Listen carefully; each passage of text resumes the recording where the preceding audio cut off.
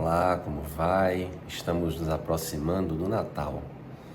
E é natural que neste período do ano a psicosfera da Terra entre em uma harmonia maior do que o habitual. No livro Boa Nova, de Humberto de Campos, no capítulo 1, também titulado Boa Nova, ele destaca que o Império Romano, à época da vinda de Jesus, ele passou por um momento de estabilidade, um momento de sintonia, um momento de evolução das artes, de maior justiça, de maior equidade, maior igualdade, de valorização das inteligências, enfim, um período de maior harmonia, como um processo até natural de preparação para a vinda do Mestre, que naturalmente envolvia ali todo um contexto de influência espiritual para a recepção de Jesus em nosso orbe. E quando chegamos nessa época do Natal, nós nos envolvemos também em uma psicosfera diferente, especialmente os cristãos. As pessoas tendem a se desarmar de suas más inclinações, tendem a voltar-se mais para suas famílias, elas tendem a pensar mais nos valores relevantes da vida, mais em Deus, mais no Evangelho, mas sabemos que isso não é uma regra absoluta. Sabemos que esse período, ele também, durante o seu transcurso, as adversidades da vida não deixam de existir para ninguém, né? Então, as pessoas continuam sofrendo as suas vicissitudes, as doenças, elas continuam a surgir, as necessidades materiais, necessidade do sustento, os conflitos familiares, eles podem até amenizar durante algum período, mas muitas vezes eles persistem. Então nós temos o Natal como um momento de rememoração desse contexto que Jesus representa para a humanidade, mas nós temos também ainda essa perspectiva de que todos continuam na sua jornada de enfrentamento das suas necessidades, nessa perspectiva de evolução do ser.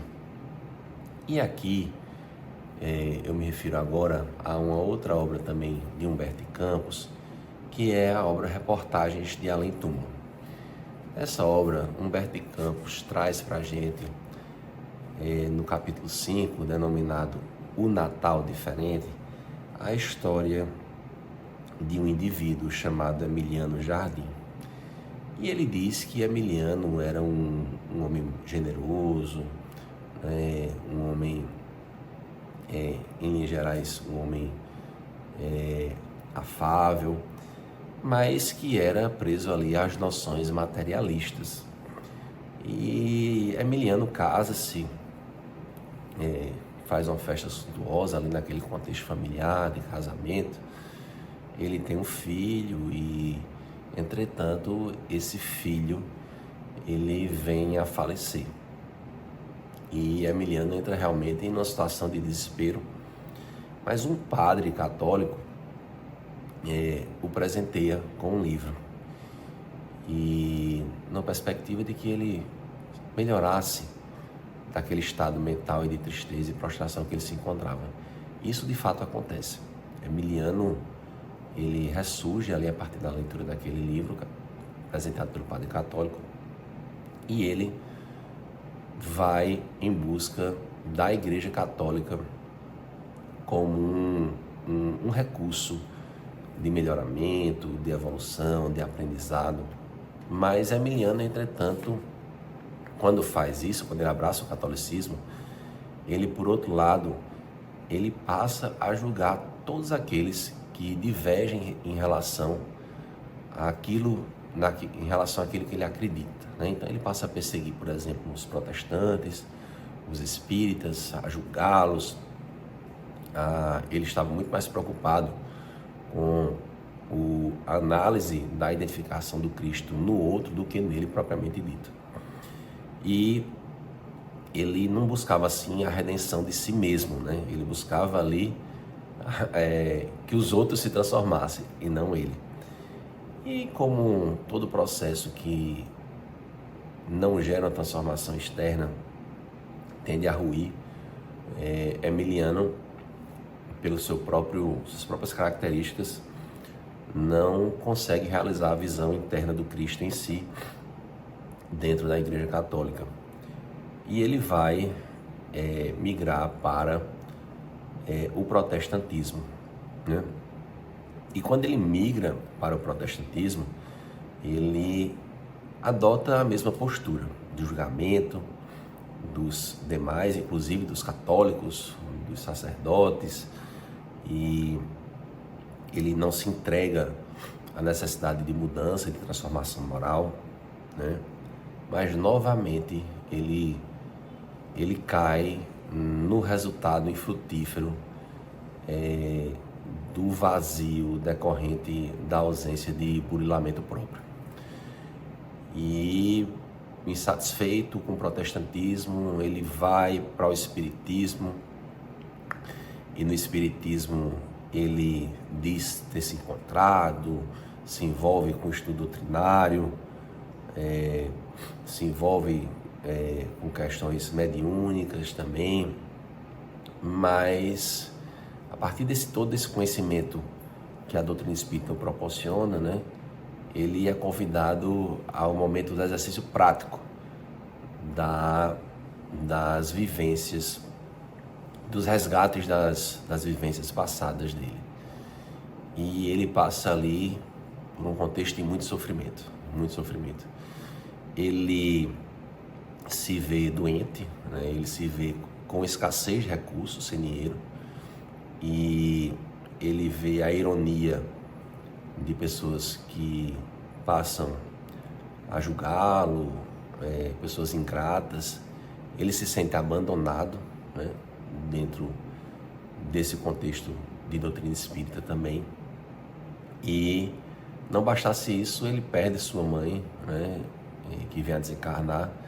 Depois a esposa dele desencarna também, e os companheiros de outrora se voltam contra ele, e ele se vê ali num desânimo invencível, e é considerado por muitos como uma pessoa equiparável ali a um desocupado, com situação vulgar, um melancólico, alguém que só vive chorando nos cantos, quase que como um vagabundo, que é a expressão que Humberto de Campos utiliza no texto, né? E chega um momento, no decorrer dessa sua existência, que ele está ali numa véspera de Natal, né? Então, mesmo, como eu disse no início, mesmo que diante do contexto do Natal nós tenhamos essa psicosfera modificada na Terra, mas os problemas individuais, eles continuam a existir, né? E Emiliano, ele pensa em exterminar a própria vida, pensa em deixar o mundo a partir de uma ação sua, né? E cometer um suicídio. E ele está ali naquele ato extremo, reflexivo sobre isso, praticamente decidido, quando ele escuta uma voz suave no seu íntimo, e a voz diz: Emiliano, há quanto tempo eu buscava encontrar-te, mas sempre me chamavas por intermédio dos outros. Então vejam só, essa voz diz: Emiliano, você me chamava por intermédio dos outros e não por intermédio de você, sem jamais procurar-me em ti mesmo. Era isso que Emiliano fazia, ele procurava Jesus e tentando julgar a conduta dos outros. Dá-me a tua dor, reclina a cabeça cansada sobre o meu coração. Muitas vezes o meu poder opera na fraqueza humana. Raramente meus discípulos gozam um encontro divino, fora das câmaras do sofrimento. Então, raramente, os discípulos de Jesus, e essa voz era de Jesus, encontram esse contexto de seguimento do Cristo fora dessas provações da vida. Quase sempre é necessário que percam tudo, a fim de me acharem em si mesmo. Então, Jesus, ele apresenta ali para Emiliano, né, que quase sempre, e isso obviamente, não é raro de sabermos, a história diz isso, nós conhecemos isso, as pessoas em estado de maior sofrimento são aquelas que conseguem muitas vezes dar um melhor testemunho de como a fé, a crença, a conexão com Jesus os auxiliou a suportar aquele contexto de adversidade. Então, quase sempre é necessário que percam tudo, a fim de me acharem em si mesmos. Tenho um santuário em cada coração da terra, mas o homem enche esse templo divino de detritos, ou levanta muralhas de incompreensão entre o seu trabalho e a minha influência. Então, Jesus diz que habita os nossos corações, mas que nós muitas vezes construímos muralhas, né, a esse acesso de Jesus ao nosso coração, ou então nós ocupamos esse espaço que é divino, que é de Jesus, com detritos. Nessas circunstâncias, disse a voz, em vão me procuram. Então, se estamos com essas muralhas, se estamos preenchendo os nossos corações com amargura, né, com tristeza, com desesperança, não encontramos esse consolo de Jesus que habita em nossos corações. E a voz continua: volta ao esforço diário, dizendo lá Emiliano, volta ao esforço diário e não esqueças que estarei com os meus discípulos sinceros até o fim dos séculos. E é Jesus novamente falando, né? Que ele não abandona a nenhum de nós, a nenhuma das ovelhas. Acaso poderias admitir que permaneço em beatitude inerte quando meus amigos se dilaceram pela vitória da minha causa? Ele faz esse questionamento. Não posso estacionar em vãs disputas, nem nas estéreis lamentações, porque necessitamos cuidar do amoroso esclarecimento das almas. Então, mais do que ficar dizendo a minha convicção religiosa é melhor, você é isso que pensa diferente de mim, o importante é cuidar amorosamente do esclarecimento das almas e não fazer julgamentos. É por isso que estou mais frequentemente onde estejam os corações quebrantados e os que já tenham compreendido a grandeza do espírito de serviço. Então, é nos corações quebrantados que a gente encontra o maior auxílio de Jesus, né? É como se você fosse pai e você fosse mãe, né? E você tem vários filhos.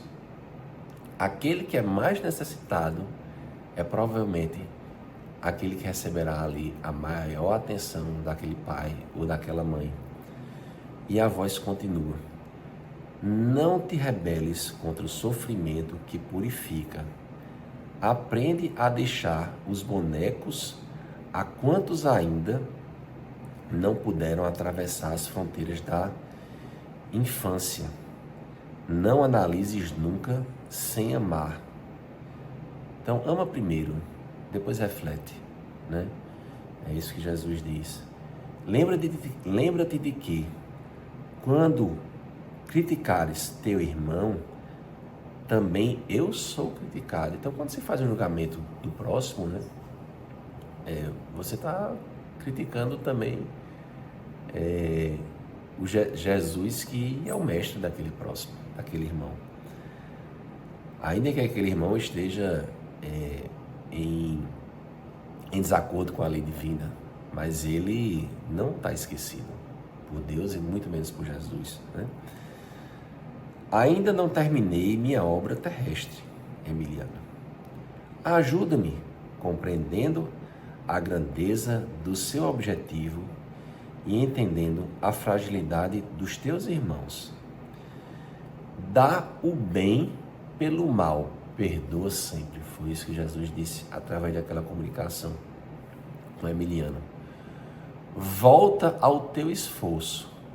Em qualquer posto de trabalho honesto, poderás ouvir minha voz, desde que me procures no coração. Então, quando Chico relembra, por exemplo, Jesus, para falar do seu mau ensinamento, né, de amar uns aos outros, como Jesus nos amou, né? E quando lemos essa fala aqui de Humberto de Campos, remetendo-nos ao coração, nós temos como centro realmente da lei divina o amor, né? O sentimento, o afeto. Isso é o que é o norte da nossa existência. E aí Emiliano realmente muda de comportamento, desiste daquele ato